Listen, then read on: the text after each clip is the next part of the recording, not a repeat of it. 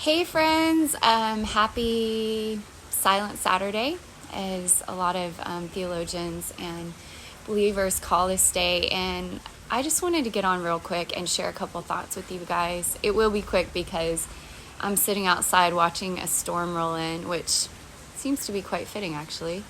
Anyway, what I wanted to share is that for me, I'm very intentional about the symbolism of things. And so like on Good Friday, I like to spend a lot of time just kind of really pressing into the pain of Jesus' death.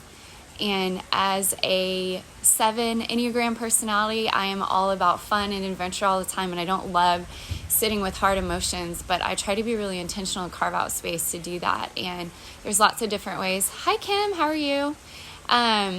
And there's so many ways to do that. Last night, I watched a couple of church services online, and then I did an online Stations of the Cross, just walking through different elements of the Holy Week and what led to Jesus's death, and all of the emotions and feelings surrounding that. But the reason I'm on here this morning is because last night I was sitting and I was just alone reflecting, and I was just asking, where, Jesus, were you in between Good Friday and Sunday? Like, the Bible doesn't actually talk a lot about where he was.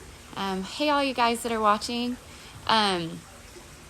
There are some scriptures that go into that, but the question isn't where was Jesus physically. His body was in the tomb, but the question is, where was his soul and where was his spirit? Where was the essence of Jesus? And so I just sat this morning and I did some digging, and there's a couple of scriptures that talk about that give us hints. Acts 2:31 talks about he was not abandoned to the grave and his body was not in decay. And there's a whole passage in 1 Peter 3 that talks about how he actually went and preached to the spirits in prison. There's a lot of theological banter about what does that actually mean. And the place where I want to land with where I landed in my spirit this morning as I'm sitting, and it's actually really profound. I've watched the sky. I'm house sitting at this beautiful house, and I have watched the sky go from, in fact, I'll just show you. It's so beautiful. I have watched the sky go from beautiful, sunny, vibrant weather to literally like gray, and I can hear the thunderclouds moving in, and this all seems very timely of this Silent Saturday that we're sitting in. But where I went is Ephesians 4, and I just want to read it to you quickly. It's Ephesians 4:8-10. I'll start with actually verse 7, and it says, to each one of us grace has been given as Christ apportioned it. This is why it says, when he ascended on high, he led captives in his train and gave gifts to men.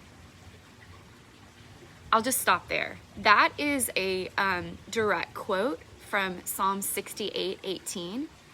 And it talks about the kingly triumphal entry of a king who ascends and brings the captives that he's freed with him from behind, and they're following like in this wake of celebration. And in Psalm 68:18, it talks about how he received gifts from them, that they bestowed gifts on him because of his victory and his triumph. But in Ephesians 4, it says, he ascended on high, he led captives in his train, and he gave gifts to men. That's a whole other thing, that in his kingship and in his glory, he's giving gifts to us. But that's a side note. That's just like, there's so many rich things in scripture. I love it. But verse 9 of Ephesians says, what does he ascended mean except that he also descended to the lower earthly regions? He who descended is the very one who ascended higher than all the heavens in order to fill the whole universe. This is what struck me, that Jesus descended into the earthly regions to then ascend back into heaven in order that he would fill that empty space. I don't know about you, but I get this amazing visual of a God who is so much bigger than we know, than our minds can fathom, that his presence fills the entire earth. And right now, on this silent Saturday where there's not a lot of talk in scripture about where Jesus was, there's a lot of people that talk about what were the people doing. Well, we can all imagine that because most of us have faced grief in our life. We face loss and devastation. It turns us sideways. It makes us feel backwards, empty. We busy ourselves. We distract ourselves because we don't want to sit in the pain of what's actually happening. But this passage gives me so much hope, and here's why. Is because we all face emptiness. We're in a season right now, we are in between a virus and a cure. We are in between a solution to something that we all feel like we need. Many of us are in a place of waiting, in fear, and anxiety, and isolation, and loneliness. If we really sit with our emotions and ask how we're feeling, I think many of us feel empty. Like, what is life?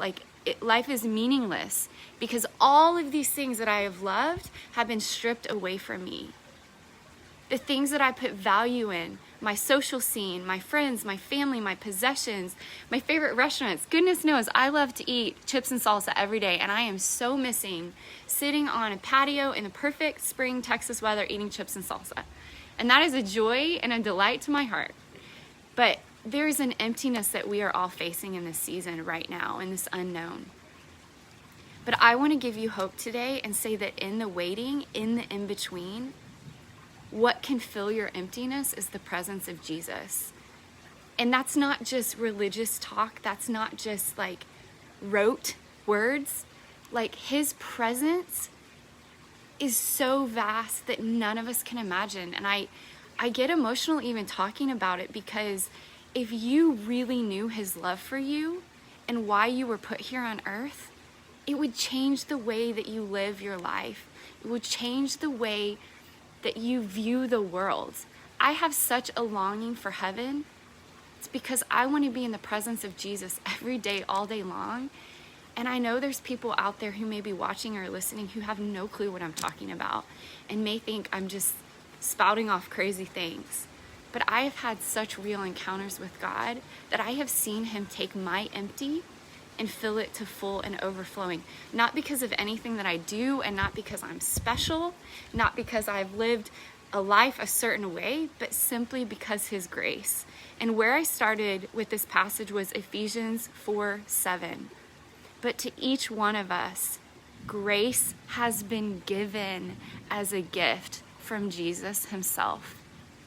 So I just want to encourage you today, and I want you to take a moment and sit in the quiet and put your phone away and put your distractions away and put all the chaos in your mind away. And just take a deep breath and think about the empty places in your own life, in your heart, where there's fear, where there's anxiety, where there's hurt, where there's loss, where there's confusion. And ask Jesus to fill those empty spaces. Because on this Saturday, years and years and years ago, he was doing that very thing. He was descending to the lowest part of the earth and ascending to the highest part of heaven to fill the entire space, to fill the entire earth, universe, all of creation with himself. And he is life abundant. And so thank you for tuning in and thank you for watching. And I don't ever do these Facebook Lives. They make me nervous. I love talking about Jesus and I just never jump on here to do that. But I just want to invite you on this silent Saturday to create space. And that may feel really uncomfortable. Create the space to spend the time with him and to let him fill your empty space. If you want to know what I was reading from, it's Ephesians 4:7-10. And if you have questions about any of this, please feel free to message me reach out to me. I would love to talk with you about it. I'm just going to say a prayer just to close out. And it's thundering, so I know it's coming. The thunder and the rain is coming. The reign of Jesus, the reign, R-E-I-G-N, and the R-A-I-N, the rain is coming. Abundance and favor over you. So Jesus, God, thank you for technology. Thank you for the feeling of being connected across the world and in our various places. God, I thank you. I thank you on this day. We call it Silent Saturday, but here's the thing. You weren't silent. You were not silent. You were preaching to the captives. It says in your scripture in 1 Peter 3. And God, you were descending and ascending to fill the universe, the vast expanse of earth and heaven and everything in between with your presence and your glory, God. And we believe that you can do that today. So as we look forward to tomorrow, the hope of the resurrection, let us not miss this moment. Let us not miss this moment of the unknown, of sitting in that tension of the now and the not yet, and the we're not sure what's going on. It feels really quiet and silent.